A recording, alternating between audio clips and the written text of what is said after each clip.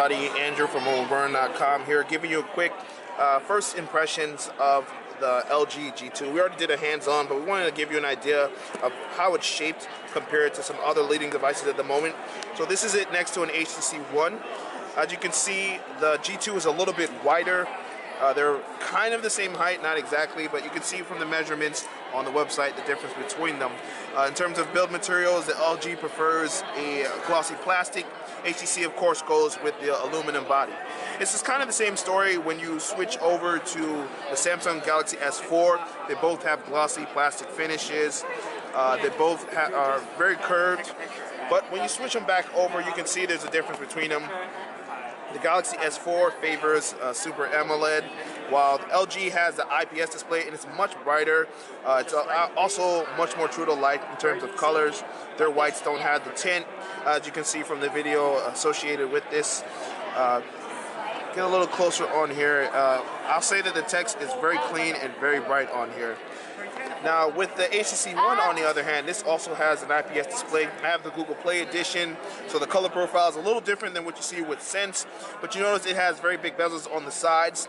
So when you look at the screen differences, this is a 5.2 inch, this is only a 4.7. So LG definitely comes out on top in terms of the appearance of the screen, but overall hardware and all that, I'd say that the HTC One feels a little bit better on first impression because of the middle. Also because of just the size, it's a little bit smaller. And of course, can't get away without talking about the elephant in the room. They moved the buttons to the back, which is a little strange. You've got power and volume up and down here in terms of the camera as well. It's a little strange, but at the same time, if you're someone who holds your hand like this, that might be better off for you. And the HTC One, you really can't complain because it's got the button at the top, which is a little awkward. It's also the IR part, so sometimes it's hard to reach that because this is a big device. So when you're stretching to the top, that can be a little bit of annoying. In terms of IR port, you've also got one on the G2. It's right here. It's a little more discreet than you saw on the Optimus G Pro, but it's available right there.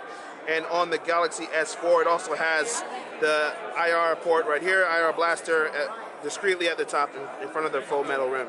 So in terms of first appearances, I'd say that the G2 can definitely hold its own among the leading Android phones at the moment. It's really just a matter of preference of which you think is best. G2 has a better screen than the GS4. It also has a similar screen to the One, but it's a little bit of a better profile at the moment, and because of the bezel. It's so small, it's very narrow, edge-to-edge display. It's a really impressive piece of hardware. So we'll find out more later on which is the best device overall. But upon first impressions, it's very hard to write it off as much as you might think. So this is Andrew with mobileburn.com. Thanks for watching.